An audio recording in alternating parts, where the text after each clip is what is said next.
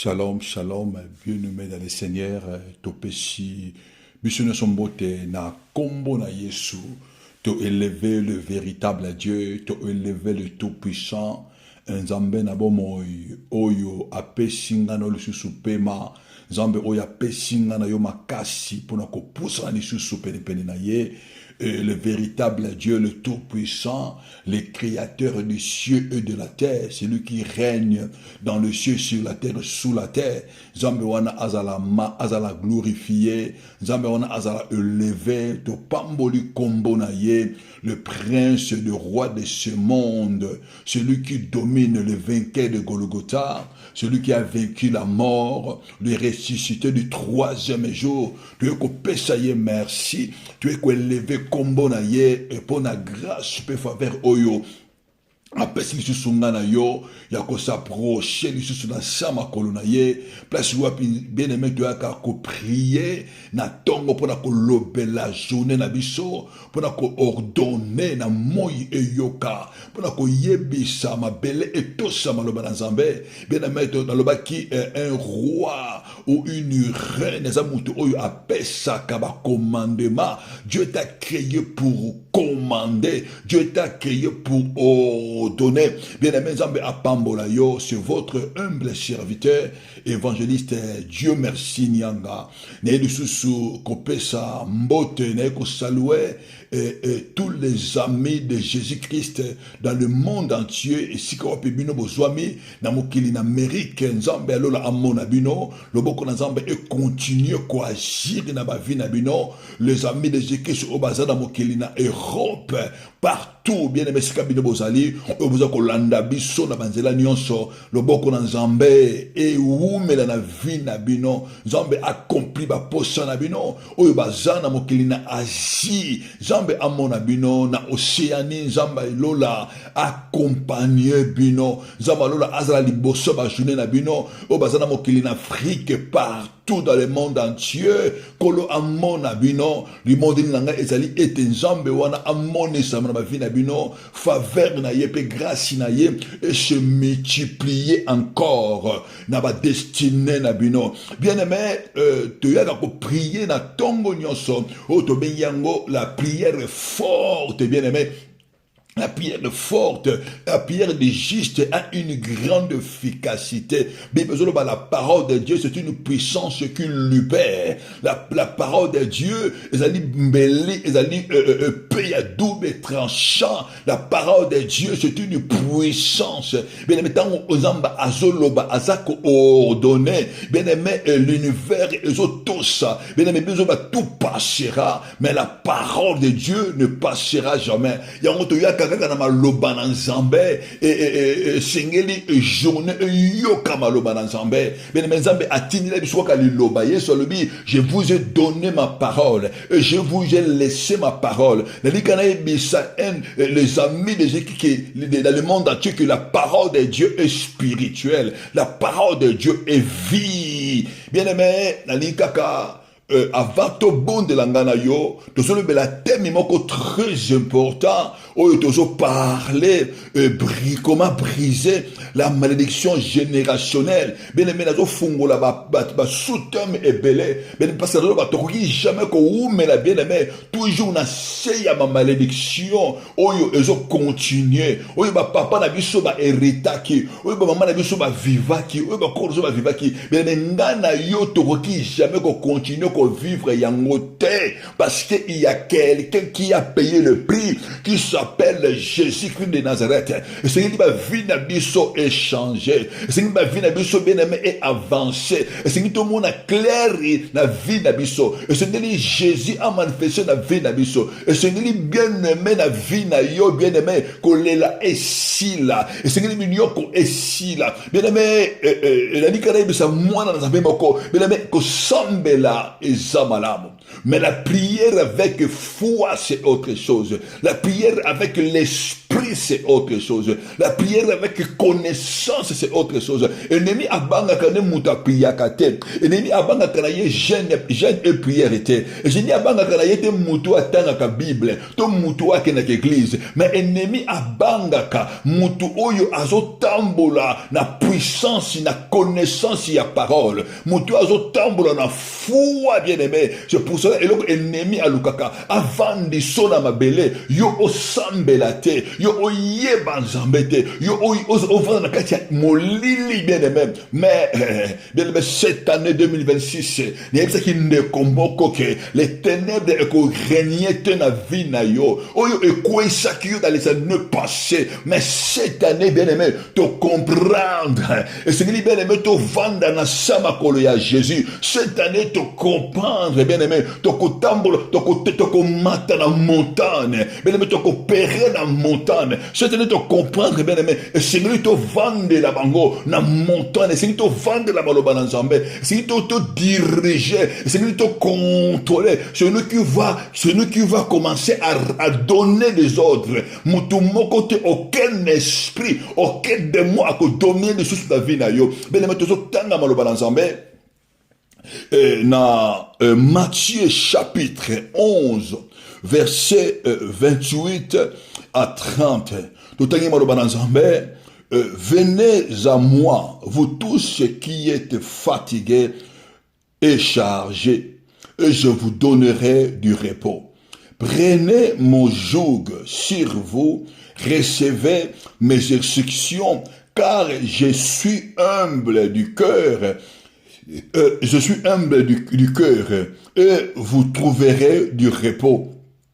Car mon joug est doux et mon fardeau est léger. Bien aimé, le loi n'est pas développé thème et sous-thème moko avant de côté na ba forte prière na biso. Bien aimé, to bengi yango brise les attachements maléfiques ou non aux attachements maléfiques. Les refus, bien aimé. Et c'est comme mutu azo brise, mutu oya azo boya tout attachement maléfique. Bien aimé, et c'est qu'auto tukotanga. Tozomona ici, c'est Jésus-Christ de Nazareth, le roi des rois, le sauveur, notre maître. Yem tazoloba, lui venez à moi, vous tous qui êtes fatigués et chargés, et je vous donnerai du repos. Azoloba, prenez mes joues sur vous et recevez mes instructions, car je suis humble du cœur et vous trouverez du repos. Bien aimé, comment briser la malédiction générationnelle? La malédiction générationnelle, bien aimé, ezali fardeau. Ezali fardeau oyo makila ezo latisa moto. Oyo makila ezo memisa moto. Ezali fardeau oyo ezali kolo ya moto, bien aimé. Et il y a pas de fardeau s'il y a pas de joug. Yesu azoloba d'abord, venez à moi, vous tous qui êtes fatigués et chargés. Bien aimé, tout ce monde a fatigue na ba charge. Eza mi kumba oyo moto azo mema na vie na ye. Fatigue na ba charge. Eza oyo moto azo tambola nango na ba épaule na ye. Fatigue na ba charge. Eza moto oyo, eza biloko oyo moto aza ko traîner nango. Eza oyo ko accompagner destiné ya moto. Fatigue na ba charge. Eza oyo moto azo vivre na journée na ye. Mais Yesu azoloba, venez à moi, vous tous qui êtes fatigués et chargés. Fatigue na ba charge. Mais ça, loko oyo ba tiena kati ya ami ya moto. Oyo tambo sa moto. Ça va loi oyo frapper vie ya moto. Ça va loi oyo frapper destiné ya moto. Bien aimé, ba charge moto ba ko charger vie na yo na maladie. Ba ko charger vie na yo na pauvreté. Bon, il faut charger vie dans un non-avancement. L'ennemi peut charger ta vie, bien-aimé, na stérilité. À quoi frapper, bien-aimé, na vie dans mon mosusu. Il y a pauvreté, bien-aimé, que rien ne marche. Et les mecs qui frappent vie na yo, na célibat, Ce sont des lois oyo. Ezo tambu chaque mabota. Ils ont la loi oyo et vandi na ba vie ya bato. Oyo bato mingi lelo bazo tambu na yango. Yesu alobi prenez mes instructions car il est doux. Mais ba charge. Ils ont oyo moto azo véhiculer nango. Donc moto azo véhiculer na vie na ye bien-aimé. Moto azo véhiculer na ba contenu oyo eza na makila na ye. Bien-aimé oyo e vandi na makila na yo. Yango ne emoni shamaka. Oyo e vandi na kati ya ame na yo. Yango ne esaccomplissaka. Bien-aimé nini eza ko accompagner yo. Nini oyo e vandi na ba charge nini. Ba charge nini oyo e vandi na vie na yo. Yesu abengi yango ce sont de fatigue. Nini eza ko fatigue vie na yo. Charge nini oyo balatishi yo. Oyo memaka na vie na yo. Bien-aimé ennemi pour opérer la vie à moto. Pour vendre la vie à moto. Il s'assure. Et le caliboso, à l'ukaka atia ba jougou na vie à moto. Mais jougou ezanini. Jougou ezali attachement. Jougou ezali alliance au ennemi akako salon la vie à moto. Pour vendre la vie na yo. Pour dominer vie na yo.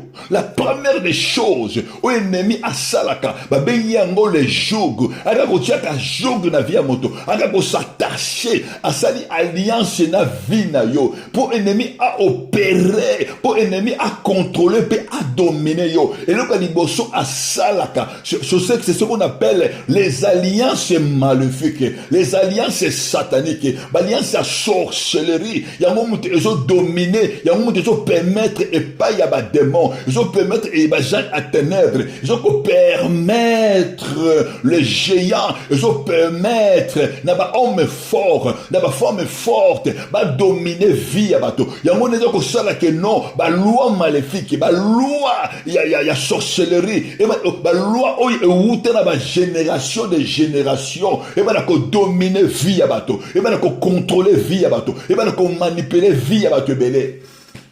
Mais ça bato mingi baso vivre na se ya moi oyo mais baza na se baza attaché na ba jour où il y a ennemi baza attaché na ba jour où il y a sorcellerie na ba jour où il y a makila parce que bitumba oyo bien aimé oyo muta vivre kaliboso source na yango ezana no ya makila yango tozo le bela briser la malédiction générationnelle oyo wuti na makila ya mutu ye moko oyo wuti na source na descendance na ye bien aimé combat le plus difficile na vie ya moto bien aimé c'est combat ya makila.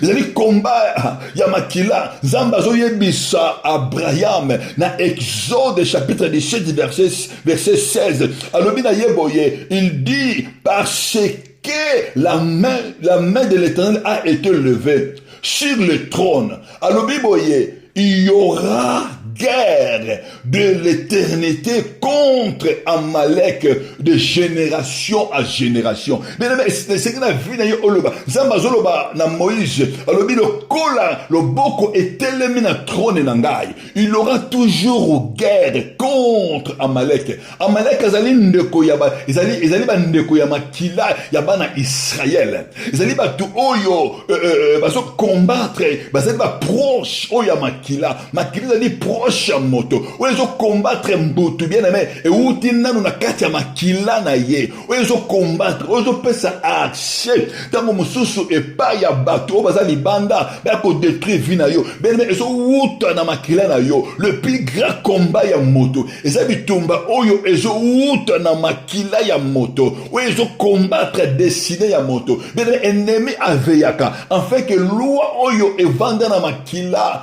ekokisama na vie na yo. Mais le principe est Amalek. Amalek ayaka na sima mokongo. Bato mingi baso vivre, baso comprendre pourquoi souffrance est au là. Parce qu'il y a encore les jours de l'ennemi. Parce qu'il y a encore les jours, il y a encore l'alliance ennemi. Oyo ezo ko continuer, ko agir na ba vie na bango. Mais même au tour azana jour ennemi bien aimé, il va toujours être fatigué. Azana ba charge na vie na ye. Benema komona ngo na vie na yo. Benema komona tango nyonso. Nazo expliquer batu oyo tango mususu batu bazo na facilité. Mais yo kozwango na difficulté. Bible zolo batiye crié à l'image et à la ressemblance de Dieu. Bien-aimé, Dieu ne tombe pas malade toujours. Dieu ne tombe pas toujours malade. Dieu n'est pas pauvre. Dieu est riche. Mais mutu oyo avandi na kati ya ba jour, ya malédiction, na ba jour, ya ba condamnation, bien-aimé. Au monde mutu wana vie na yo bien-aimé, il y a rien qui marche. Quel que soit bien-aimé, on traverser nango, mais ceux qui ont compris ma principe était, c'est que yo manako détaché bien-aimé, c'est que manako détaché vie na yo, na kati ya alliance maléfique, na kati ya alliance à sorcellerie. Mais ceux qui ont compris ma principe oyote, des alliances, tu vas être toujours chargé, tu vas être toujours fatigué. Zana to mengi bazo vivre et si ba lembi na bango parce que ba musu ba décourager que angana ko sambe la kala ngana lukanzambe mais pourquoi vie nanga ezo changer te ngana zo lukanzambe nazo gêner jour et nuit ngana zo kende ko sambe la mais ma vie ne change toujours pas. Bien aimé, les problèmes bible ceux qui ont moni problème ezo wume la bien aimé, c'est normal. Biso ba nzambe, le diable vient nous combattre, le diable vient nous attaquer, mais bible zoloba, ils nous feront la guerre, mais ils ne vaincront pas. Parce qu'il y a le combat. Mais quand tu remarques, bien aimé, qu'il y a une vie na yo, il y a un lokomoko, il y a un peut résister. Et je vous mais la bien aimé, benyango, ce sont des lois maléfiques. Oh, il y a ce sont des jours maléfiques. Benyango, fardeau. Et le ko fardeau d'abord, c'est les jours de l'ennemi. C'est les alliances aux ennemis à Salakana Moto. Et l'alliance oyo ennemi asala kana moto basala yango beleme esika to botama na bango esika oyo basala ba hôtel esika oyo ba vendisa ba loi esika oyo ba loi zo condamner ba vie ba te belé ba to mengi bazali frapper na manque des enfants ba to mengi libala lelo ezate bien aimé ceux qui atali vie na ye ceux qui atali vraiment bien aimé ndenga zo vivre azo commis tout mais pourquoi ndenga na zali bien aimé, moi aussi il y a un moment je me suis posé cette question, mais pourquoi Seigneur dans sa série mais je cherchais vraiment d'avoir un mariage. Mais ce n'était pas facile. Maintenant, comprendre que, bien aimé, le problème, ce n'est pas ce que moi j'ai dit. Mais le problème est source. Il y a problème dans la vie et où tu vois. Je comprends qu'il y a des alliances dans la vie à bateau. Oui, que yo, la liberté, yo, mutumbo à kobala. Parce que, salam alliance, alliance, wana, teka, mariage, ya bateau. Na alliance, oyo, sala, wana. Ki na libala oyo mutu moko akobala libala malamu te bien mais ceux qui yo omeki kaka kobala libala et malédiction et ko frapper yo pour la bango qui a déshonoré. Il y a des familles oyo pour mutu bien aimé atombo la moto parce que il y a les alliances oyo batu basala ba joug oyo batu basala bien aimé yango emema pauvreté ba la famille oyo mutu moko te akotombo la moto parce que il y a quelqu'un oyo bango ba pona ba bengi agent de trône ba bengi l'homme fort femme forte oyo ba pona oyo ba sala alliance na ba divinité mutu wana nde mutu e fani sengeli ye a dominer tango yo bandi ko sambe la bien-aimé tango ye pa ya Yesu parce que dans le monde il y a ténèbres pona bango mutu mususu akoki ko dominer te ok en Jésus-Christ et sengeli biso to dominaka en Jésus-Christ biso to écrasaka Zambe azoyebisa serpent de le début alobi celle-ci t'écrasera azolobela biso bana na Nzambe oyo tozali sauvé par Jésus-Christ azolobela serpent azolobela la postérité de la femme t'écrasera de la tête ok et si kabiso to wuti beneme mutu moko te ba divinité ba sorcier ya mabota ba sorcier ba charlatan ba lingarate yo o dominer bakoki jamais kotika yo o dominer facilement bakotika jamais yo o mata facilement. C'est pourquoi bien aimé il te combat, c'est pourquoi il y a la guerre pona bango bien aimé que loi o ya famille et c'est que les lois on a exécuté Et c'est que l'alliance wana est accomplie misala na yango. Et c'est que l'alliance wana est vendue sa misala na yango. Bible zolo balabiso, zambono bana Job, chapitre 40, verset 23. Azoba, crocodile asalaka alliance na mutute. Pour okoma camarade na ye. Ce qui crocodile, ce qui divinité, ce qui ba jamba ténèbres, ba sali alliance na mutu. Eza pour ba dominer yo. Eza pour yo comme esclave na bango. Mais c'est pourquoi yo comprendre la vie na yo. Na vie a battu belé. Pour ennemi à dominer vie na yo. Pour ennemi à contrôler vie na yo. Et lo kwa li bosso. Bien aimé, ba ko sali so alliance maléfique. Tant musu na bandoto na yo. Bien aimé, ozo mona tant musu ba so laisse yo biloko kolia. Tant musu na bandoto na yo, ozo mona bazo melisa yo biloko. Mais tant ozo mona mutu bazo meliso biloko, bazo leso biloko na bandoto. Eza fo ba kitisa yo. Biloko wana eza ba nourriture maléfique. Biloko wana eza bazo sala ba alliance na yo. Mais tant musu ozo mona mutu bazo bendo makila na ndoto. Ozo mona bazo ko perfiger yo. Mais biloko nyonso wana yiko que non, l'ennemi aza ko renouveler l'alliance na ye, alliance makila bien aimé, balingaka jamais trône familial, lingaka jamais ko libérer moto. Bible zolo les lions rôdent. Yesu otali sabiso. Les lions rôdent comme, les diables rôdent comme un lion rugissant. Tant mutu azo rôder, bayaka ko contrôler batala, même si yo oyebi Yesu, bayaka ko contrôler batala, soki ozaka kati ya bonzambe, mais soki ba moni le porte moko efungwame, c'est là où l'ennemi rentre, c'est là où l'ennemi opère dans ta vie. C'est pourquoi bien aimé, kobangaka ennemi te. C'est pourquoi bien aimé, et c'est yo o se lever, et c'est yo o comprendre. Alliance nini oye salama na makila na yo. Ce qui est alliance, il y a crocodile bien aimé. Crocodile, il avale tout. Ce qui est alliance à serpent, le serpent il avale tout. Ce qui est alliance, oye il y a léopard. Oye il y a lion. Mais il y a beaucoup des alliances, il y a la sirène des hommes. Mais ne coquille jamais quoi avancer. Bato mingi basala ba alliance ya ba sirène des eaux. Okomona alliance wana eza coopérer na vie na yo. Bato mingi soki alali azomona serpent na botu na ye. Ok serpent wana eza alliance oyo basala na libota na ye. Alliance oyo tant musu pe ye asala. Parce que alliance oyo to salaka. Yango mute pusaka mutu na vie. Bile mana ebite alliance nini oyo basala na vie na yo.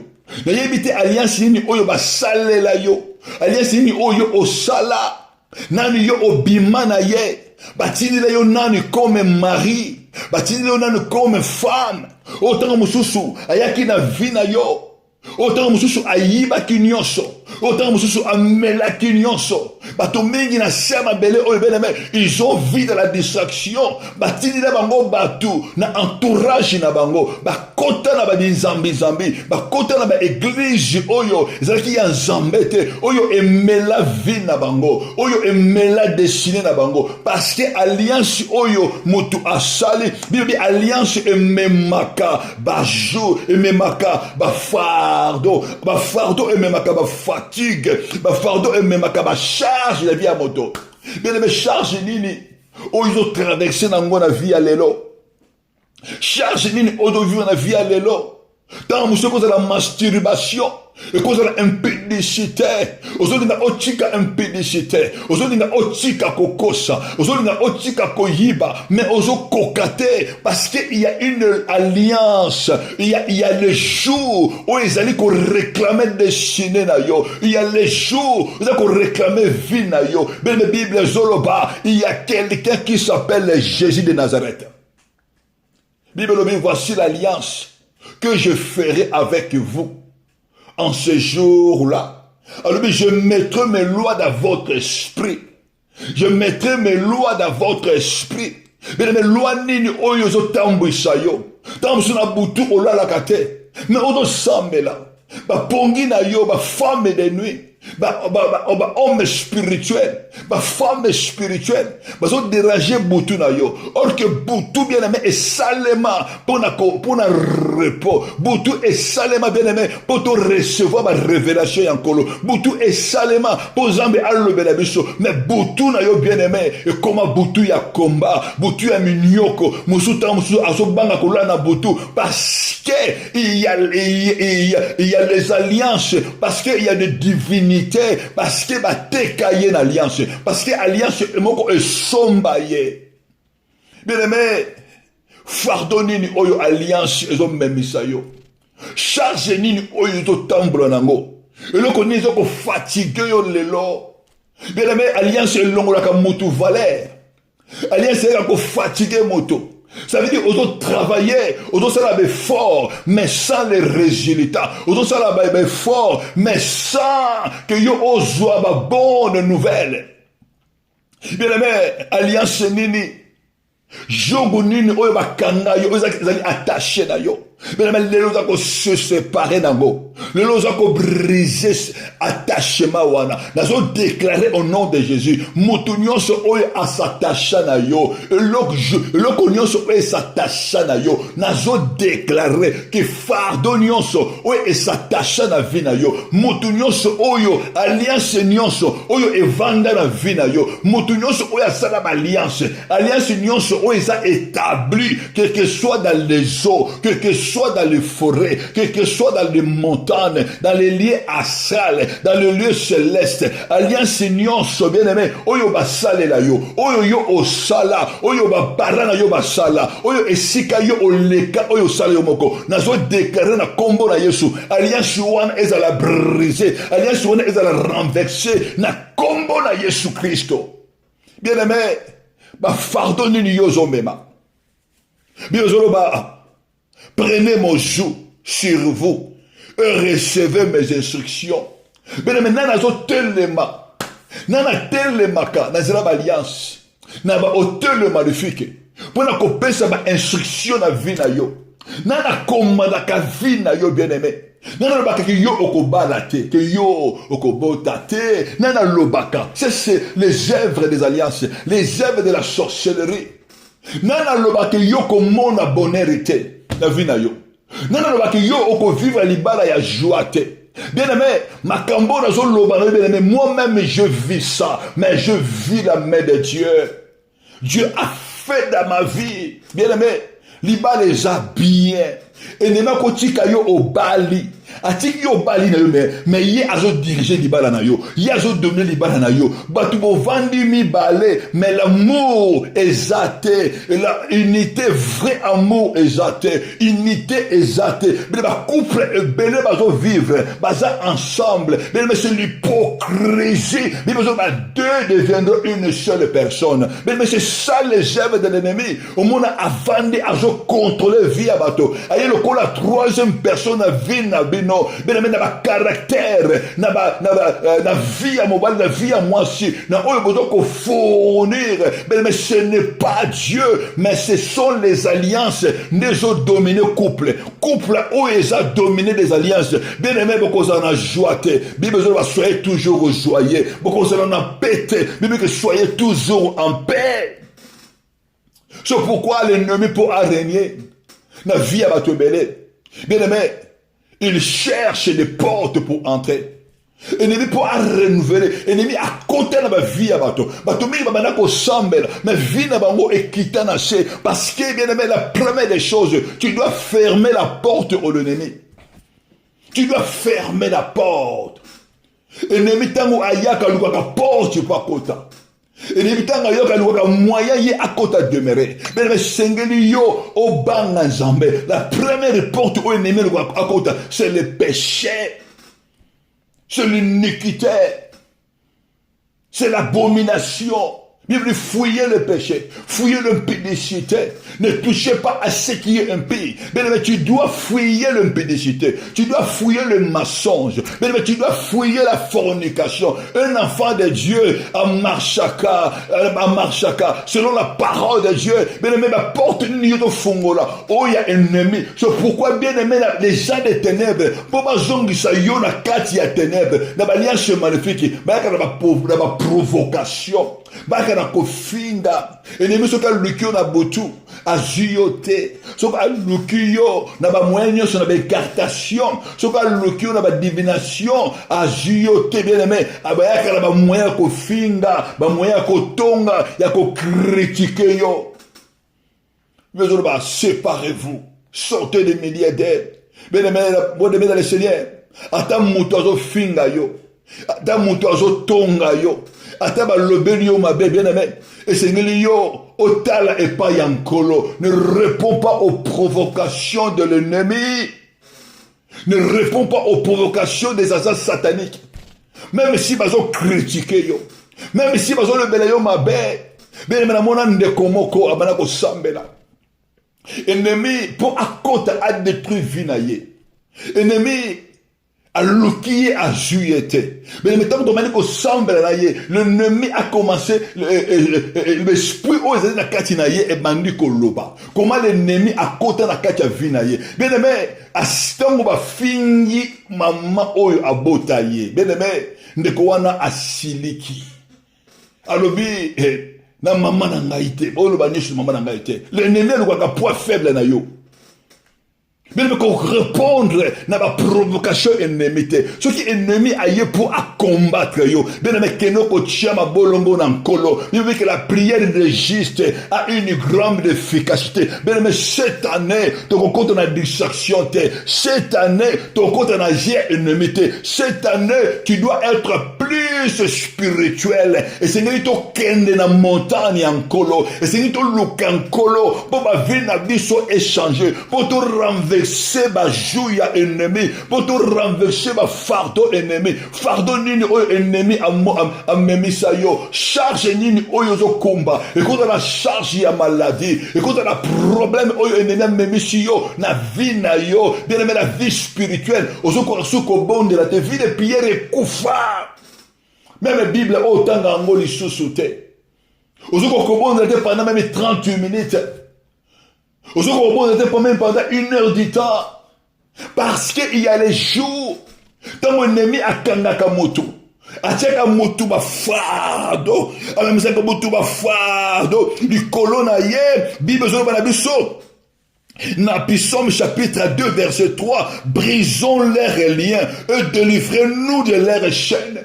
Bien aimé, tu dois briser le lien de l'ennemi. Tu dois te délivrer des chaînes des chanteurs. Et c'est l'ennemi Chikayo, comme cette femme qui était courbée dans les temples, mais oh que le diable les tenait liés. Le diable les tenait liés, bien aimé.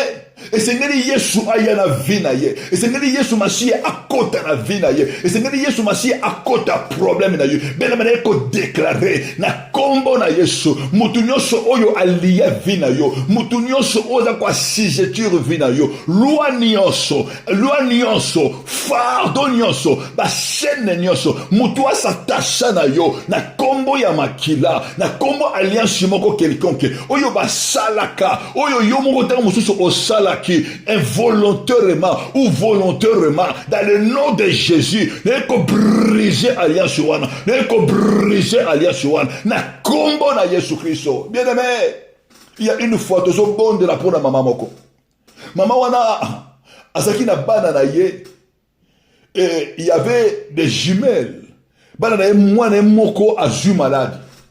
Ils avaient je crois dans le 20 ans comme ça moko ya ba jumelle na ye azu malade. Et maladie moko très grave. Maman on a le bi na maman dans l'église. A memi une église bien aimé quand ye na ye to mani ko sambela pour na mwana wana. Donc on mani ko prier, il y avait eu de manifestation. Donc agitement koti. Bien aimé mwana wana abandi ko loba. Mwana wana bandi ko déclarer. Esprit oza la kati ya mwana wana.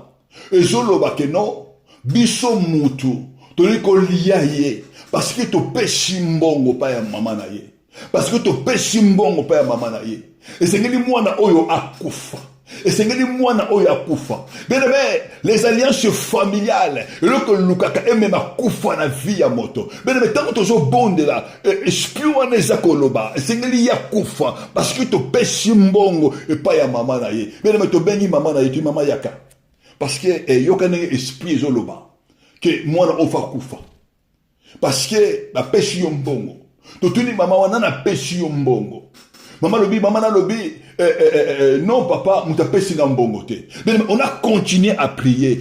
Esprit lobi que notre pesi maman wana mbongo yali kelemba pour asomba seke ya mwana oyo.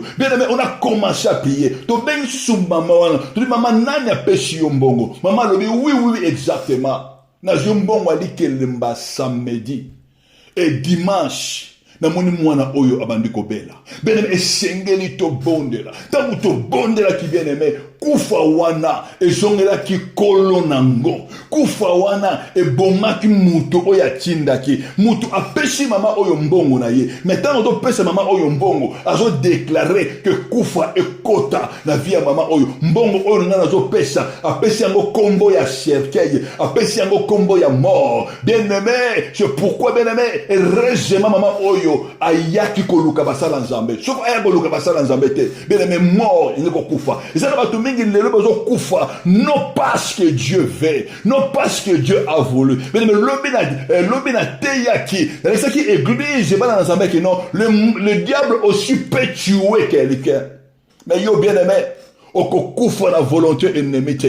Oya yo eko kufa te. Oya yo bien-aimé, eko mona ko polate. Eko déclarer na kombo na Yesu que fardeau nyonso to. Oyo ennemi ambemisa yo. Eza na kombo ya maladie. Fardeau nyonso. Oyo ennemi ambemisa yo. Na kombo ya non avancement. Oya loba ke yo oko bota te. Oyo na kombo ya maladie. Na kombo ya ba fribone. Na kombo ya ba nyome. Esika ba boucha matrice na yo. Fardeau nyonso to. Ennemi ambemisa yo. Na kombo ya trouble, na kombo ya non avancement. Bien maintenant déclarer na kombo na Yesu. Fardeau wana ekweya, fardeau wana ekweya, fardeau wana ekweya. Au nom puissant de Jésus, au nom puissant de Jésus. Fardeau wana ekweya.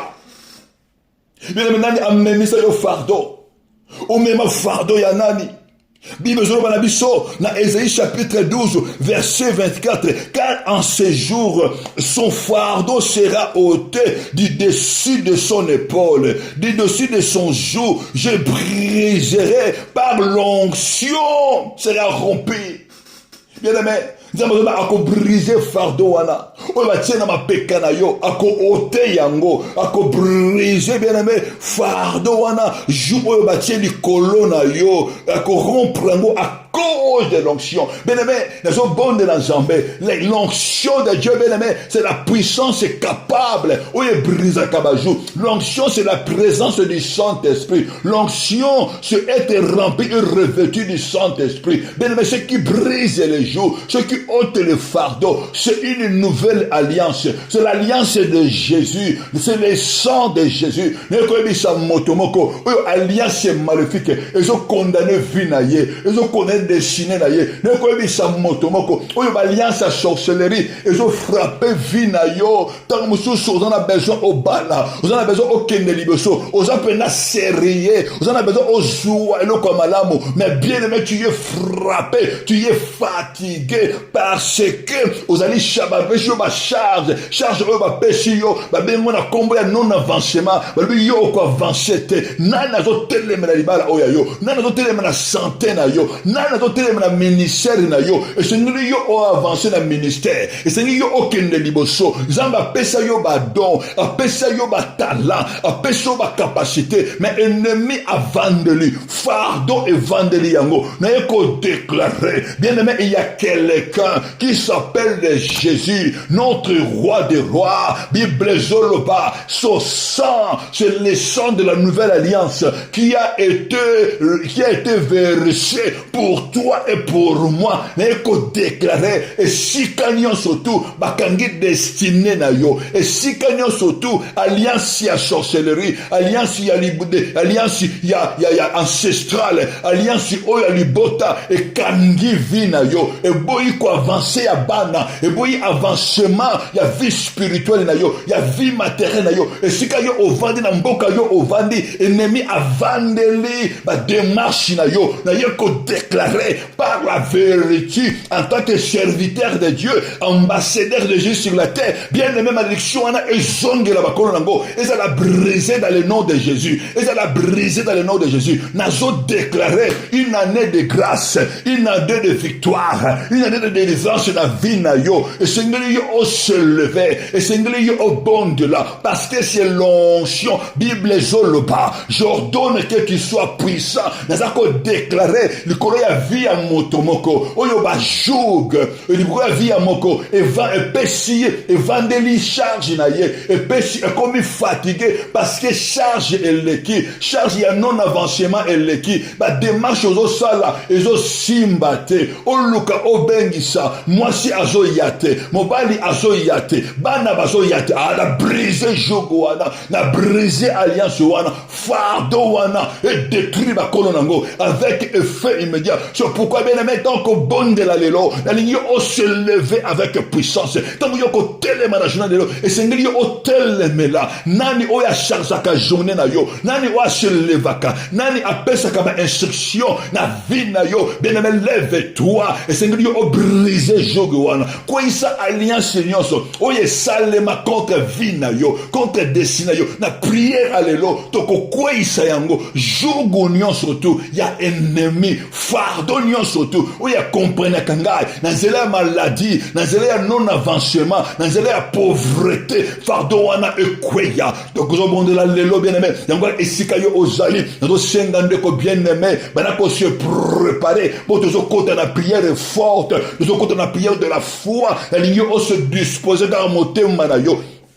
On se disposer, est-ce que yo osali bien aimé, commencer à élever le nom puissant de Jésus. Banako élever Jésus, banako tombola Yesu, le ba Yesu ngana tomboli yo, na journée ya lelo, ngana tomboli yo na vinanga, banako élever le roi des rois, banako élever le tout puissant, banako élever le prince de la paix, le tout puissant, le véritable Dieu, élever le nom puissant de Jésus-Christ. Bien aimé, zo bonde nanga elongo, matana prière bien aimé, zo bonde là, au nom puissant de Jésus, la ligne bonde là. La ligne bonde la mokonji, manako élever le nom de Jésus. Le ba yesungana tombolio, Bible zoloba. Lorsque vous priez, vous disiez notre Père qui es aux cieux, que ton nom soit sanctifié. Manako élever le nom du véritable Dieu. Manako élever le nom de Jésus. Élever le nom puissant de Jésus. Na kombo na Yesu. Manako élever Yesu. Le ba yesungana manako élever yo. Na motema nangai. Et si kaba adora ba idole na libota nangai. Et si kaba éleva ba sirène des eaux. Et si kaba leva sorcellerie, et c'est qu'à sorcellerie libota, elle leva l'esprit à serpent, et c'est qu'à esprit à libota, elle leva l'esprit de léopard, et c'est qu'à esprit à libota, elle leva la sirène des côtes, elle leva la sirène des eaux, et c'est qu'à esprit à libota, elle leva l'esprit des cimetières, et c'est qu'à esprit à libota, et adora l'esprit maléfique, Jésus-Christ, n'en ko élevé yo, élevé le nom de Jésus, n'en tombo la Jésus, ma commune en zambezoroba, comme Moïse, éleva les serpents dans les raies, c'est ainsi que le Fils de l'homme doit être élevé. Banako élevé kaka Jésus, banako tombo la Yesu Masia, banako tombo la Jésus de Nazareth, na linga bien me tombo la Jésus, banako élevé Jésus, na katia vina yo, na bitumba oya yo, banako élevé, et si kabasala alliance libota, les alliances des eaux, il y avait esprit aquatique, yosako élevé kaka Yesu, banako élevé Jésus, Yesu ngana tombo liyo, na kombo na Yesu, tombola Jésus, le véritable Dieu, le ressuscité du troisième jour, tombola Jésus, le roi des rois, le prince de ce monde, le prince du roi de ce monde, tombola Jésus, il est le seul Dieu, celui qui a vécu la mort, il est le seul Dieu qui a descendu dans les zones inférieures de la terre pour arracher le clou de la vie, pour arracher le clou de la mort et du séjour de mort, bien aimé, élevez-le Jésus, celui qui est descendu dans les régions inférieures. Banako tombola Yesu, tombola Jésus, nakatia vinayo, banako tombola Yesu, naba défi ya vinayo, loba Yesu ngana tomboli yo, nazo tombola yo, nazo tombola yo, nazo tombola yo, nazo tombola yo Jésus, likolo ba divinité, oyo ba botina nga ba salela, oyo ba koko nga ba salela. Bien-aimé tombola Jésus, ozobondela nga elongo, Jésus kumbama. Le véritable Dieu, nanazo tombola yo, tombola Jésus, le kolabaliasa makila, benemozo tombola kaka Yesu, ozo tombola le nom de Jésus-Christ, le puissant sauveur, le véritable Dieu, celui qui renverse le roi de ce monde, celui qui renverse le trône de ce monde, il s'appelle Jésus, son nom c'est Jésus, son nom c'est le Tout-Puissant, c'est le nom de Dieu Tout-Puissant, bien-aimé élève Jésus, le véritable Dieu, le seul Dieu, celui que nous avons créé, la Bible dit, nous avons cru en lui, c'est pourquoi nous déclarons, c'est pourquoi nous parlons. La ligne de l'encolo, banakotombo la Jésus, le koloba difficulté na yo, le koloba fardo avina yo, le ba Yesu ngana tomboli yo, le kolo ya ba sirène des eaux, le koloba sorcellerie, le koloba esprit à serpent, tombo la Jésus, tombo la Jésus, bien aimé au monde là, la ligne tombo la Yesu, banako komisa mokonji, le ba mon Dieu et mon roi, ngana tomboli yo, le koloba esprit à serpent, oye domna libotanaga, banako tombo la Jésus, le collab hôtel satanique, le collab hôtel esprit des eaux, banako tombola Jésus, le collab hôtel la sorcellerie, ba hôtel Astarté, le collab hôtel Yabal, oyoba milibotanangai, e Fukamela, e Idora, oyoba kokonanga basalela, mon Dieu et mon roi, nane ko élevé kakayo, tango za ko élevé Jésus, bien-aimé na zo mona, ba divinité ba to tikayo, tango za ko élevé Jésus, na zo na logo komoko, za ko lâcher oyayo, za ko lâcher oyayo, élevé le nom de Jésus, za ko élevé kaka Jésus, élevé Jésus, tombola Jésus, et sikanyoso, makila libota na yo, et pesa, et kaba, et sikanyoso makaba makila, ben mo tombola Jésus, na ba hôtel satanique, na ba hôtel la sorcellerie. Et si kabasa ba sacrifice contre ta destinée, yo se monde l'encolo, nanya pesa, ba sacrifice ko la vinanga, yo se monde l'enzambe, tombo la Jésus, tango zo tomboma, bina yo ezobima, Bible zoloba, à cause de son alliance, c'est le par le sang, j'ai retiré tes captifs, tango zo bonde la, zamba zo bimisa yo, oya yo zobima, santé na yo zobima, libala na yo zobima, moto nyonso tu, oyo batina ki po ayiba maternité na yo, azala mwasi to mobile, azala copain, azala copine, tango yo bonde la, beneme azala renverser, zamba zo briser alliance na ye, nani batinda, banako leve Yesu, le ba Yesu ngana tomboli yo, le korea complot ya makila, oyo basala na vinanga, oyo bano ko makila, moto oyo batinda po a détruire vinanga, ozo bonde lankolo, banako leve kaka Jésus, le korea ba défi ya vina yo, yango to benyango ba défi, bonde lankolo, bonde la mokonji, le bonde la mokonji, ozo bonde la nzambe, na kombo na Yesu, bien-aimé bonde la, au nom puissant de Jésus, au nom puissant de Jésus, na kombo na Yesu, Yesu ngana tomboli yo, le korea ba alliance, oye salema, avako bota mananga, na libo mananga, ba alliance oye salema, pendant que moi, je suis né, na kobota mananga, na sala alliance, alliance ya nani, oye zo combattre ngai, bana ko lever Jésus, élever le roi des rois, na kombo na Yesu, nani abalangai, oya azako perturber avancement na ngai, oya boyiga ina bota, oya boyinga na bala, bana ko lever Jésus, nani asala alliance, bien aimé zo bon de nzambe, élever le nom de Jésus, ozo kweya kaka na sama kola Yesu, loba Yesu, na sama kola na yo, kweya na sama kola Yesu, tali sans nzambe, vina yo, Bible zoloba, Dieu n'aura pas honte, Dieu appelle à tous les hommes de se convertir, Dieu ne rend pas compte du temps de la ignorance, loba na nzambe, na vina yo kolo, tala libota oyo ngana bota mana yango, ben neme zo bon de la nzambe, zo bon de la Jésus, yakana se a trône de grâce nzambe, mais tout est possible sous le trône de la grâce, mais nous sommes dans le temps de la grâce, et c'est yo oya et pas nzambe, la grâce est maintenant, kwela sama kola Yesu, loba Yesu yokelanga mawa, Yesu yokelanga mawa, Yesu yokelanga mawa, tala vinangai, tala libota ongana bota manango, ben mo zo bon de l'ankolo, de la mawa nzambe, libota ya sorcellerie, nzambe libota basirene deso oyongana bimana yango ya ba idolâtre bene ozobondela nzambe tango ozobondela nzambe bene mena zomona ya ezokabwana lelepa na nzambe lobankolo Bible zoloba humiliez-vous sous sa main puissante Bible zoloba le peuple si qui mon nom est invoqué si il s'humilie et Seigneur Dieu se s'humilier s'il cherche ma face je le délivrerai et Seigneur Dieu se s'humilier kwena sena samakolo na sona tonya grâce nzambe elikaka yo okweya lelama wana nzambe bien-aimé zobondela nkolo bondela nanga elongo ozolelepa na nkolo loba nzambe mawana yo ekita likolo ya vi na ngai mawana yo ekita na ndako na ngai likolo ya bana na ngai likolo ya couple na ngai likolo ya desine na ngai belela mawana nzambe na desine na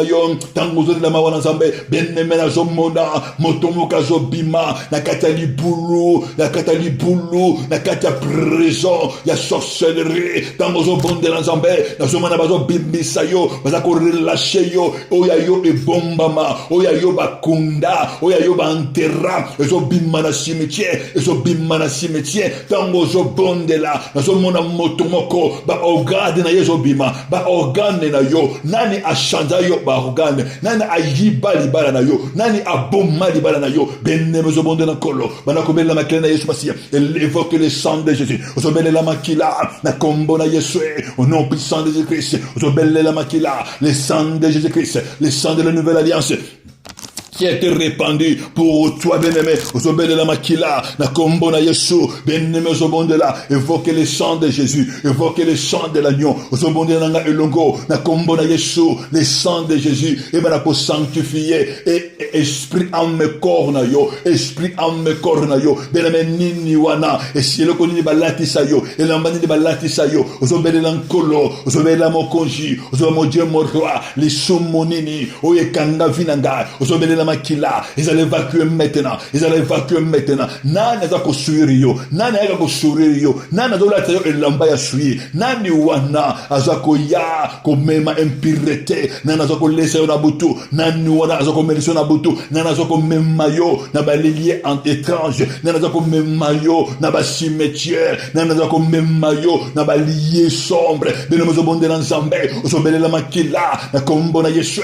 yo zo déclarer et si kanyo oyo ba memangaye na sommeil na ngai oyo essuiri ngai oyo eranda nga impie osobele na makila na kombo na Yesu brise la bawana na kombo na Yesu nana zoto la malheur la malédiction oso brise yango par le sang de Jésus-Christ oso évacuer yango nana commission impie au nom puissant de Jésus de bénédiction nous sommes lavés nous sommes sanctifiés nous sommes purifiés par le sang de Jésus oso bela le sang de l'agneau oso invoquer le sang de Jésus-Christ. Bien-aimé, le sang de Jésus. Il y a la puissance, il y a la victoire par le sang de Jésus, le sang de la nouvelle alliance qui a été livré pour te pécher, pour tes iniquités, pour tes malédictions. Le sang de Jésus qui a été donné. La Bible dit tu es racheté par un grand prix du sang de Jésus. Yosobele la makila na vina yo. Yosobele la makila. Yosobele sa serpa wana que le sang de Jésus m'a racheté. Yosobele sa divinité libota oyo bakoko na biso basalela oyo bakoko na so bateka makila aujourd'hui sabango que toi moi je suis racheté par le sang de Jésus je suis racheté par le sang de Jésus aujourd'hui la molimo na nzambe bien-aimé de Seigneur le bana Saint-Esprit ya kozwa contrôle na vie oyangai aujourd'hui bana Saint-Esprit ya ka ko régner molimo na nzambe ya ka ko régner que ton règne vienne le bana Saint-Esprit remplis ma vie et remplis ma vie. Saint-Esprit, viens me revêtir de ton onction. Bénémoine par le Saint-Esprit, il est présent. L'Esprit de Dieu est là. La puissance de Dieu est là. Le main de Dieu est là. La Bible dit, si par l'Esprit de Dieu, si par les doigts de Dieu, je chasse les démons, le rêve des cieux est venu vers toi. Bénémoine, belle là. Le bana Saint-Esprit, il y a qu'à revêtir de moi. La puissance est là. Saint-Esprit de Dieu, le bana Saint-Esprit, manifeste-toi. agis dans ma vie, agis dans ma destinée, agis dans mon couple, agis dans la vie de mes enfants, agis dans ma vie, agis dans ma destinée. Bénémozo le Saint-Esprit, agis dans ma journée, na journée ya lelo, Saint-Esprit monisama, na mosala espasi na kotambola, Saint-Esprit monisama, ngwena yo monisama, na ba rendez-vous na ngai. Bénémozo bondela.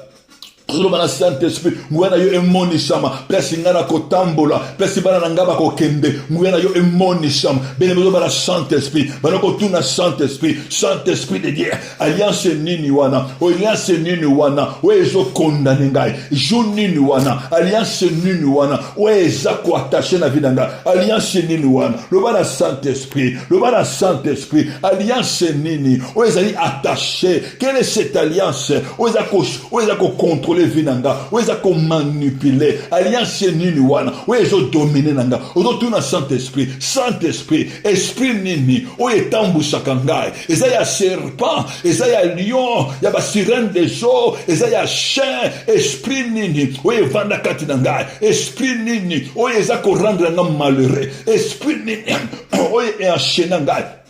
Esprit nini, oezako memela ngai ba fardo, benemezo bondela nkolo, tuna Saint-Esprit, au nom puissant de Jésus, le ba Saint-Esprit, molimo nini wana, oezako contrôler ngai, molimo nini wana, oevandi, ezako dominer ngai, nanzela ba alliance, le ba Saint-Esprit, alliance nini, eza alliance ya papa, eza alliance ya mama, eza alliance ya bakoko, oyonga moko na sala, esikanga na wuta, le ba Saint-Esprit, molimo de Dieu, l'esprit du roi, l'esprit de Jésus, manifeste-toi, Bible Zoloba, brisons les chaînes, délivrons les réseaux, Zoloba Nankolo, benemezo autorité, banako renverser maintenant, Zobonde Nanga Elongo, Ozo déclarer, alliance nyonso, maléfique, ya sorcellerie, ezala ya maille, ezala ya forêt, ezala ya montagne, ou eza établi contre ma destinée, banako brise alliance, banako brise alliance, par les sangs de Jésus-Christ, banako brise alliance, Ozo brise alliance,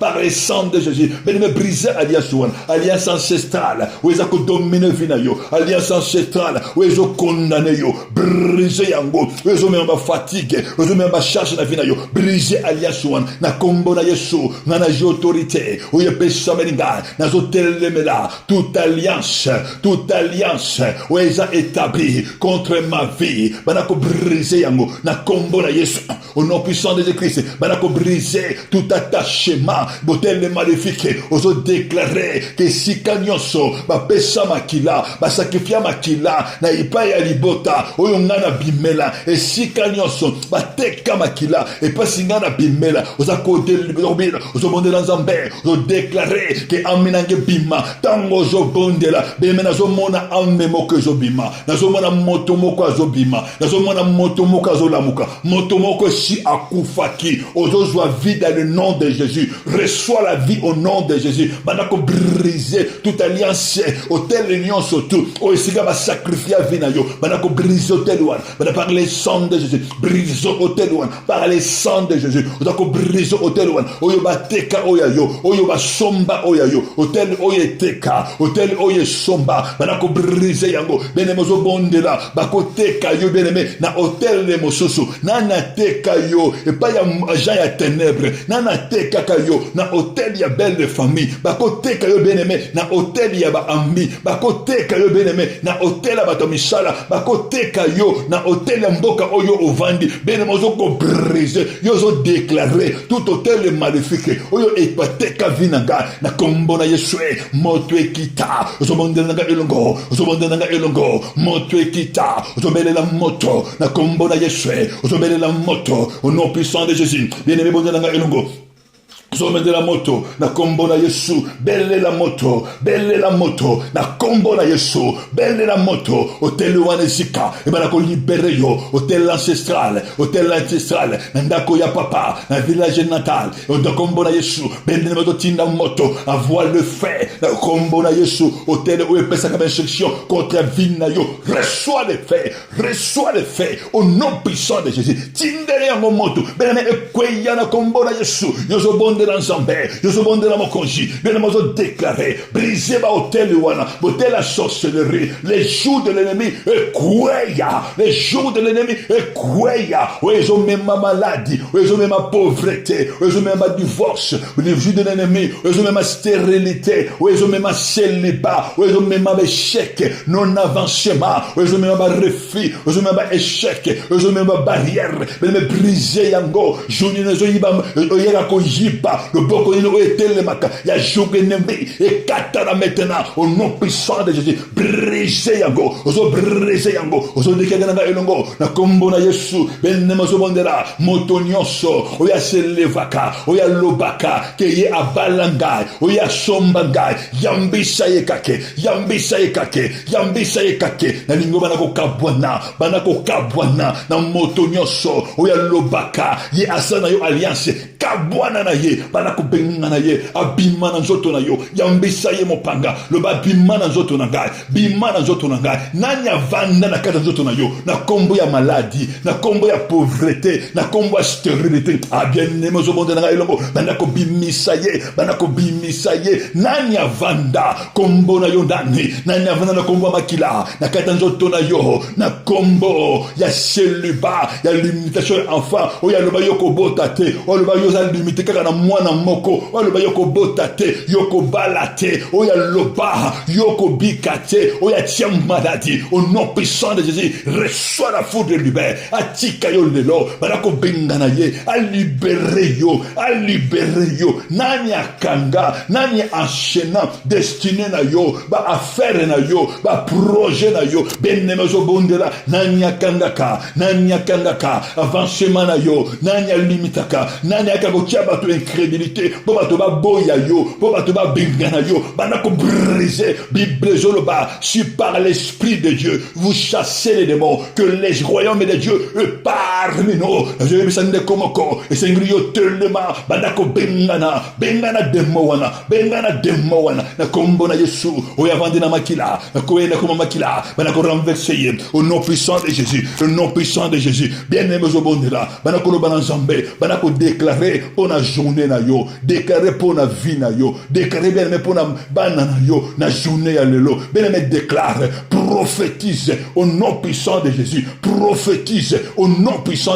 déclare na kombo na Yesu, que moto nyonso, oya tele makana journée na yo, akweya lelo, alliance na yo ekweya, charge wana, yemboko amemango, dans le nom puissant de Jésus, bien-aimé na sobonde la pona yo, dans le nom puissant de Jésus, Zambe na recommandé bana na yo, na maboko na yo, papa na zo déclaré, que jour nyonso ennemi, o ezali ko peser, o ezali ko condamner bana na yo, na ba maladie, na ezo condamner bango na stérilité, na non avancement, pauvreté, Zambe na zo bondela, que jour wana ekweya na kombo na Yesu, charge nyonso Nzambe, oyo ba memisa bango, o ezali ko fatiguer bango, Zambe na briser charge wana, ezongela bakolo nango avec feu immédiat dans le nom puissant de Jésus. Zambe na zobondela que gloire na yo et se manifester na vie abana na yo. Et sika bakotambola Zambe liwa ezate, maladie ezate, liwa nyoso batindi ezongela bakolo nango avec feu immédiat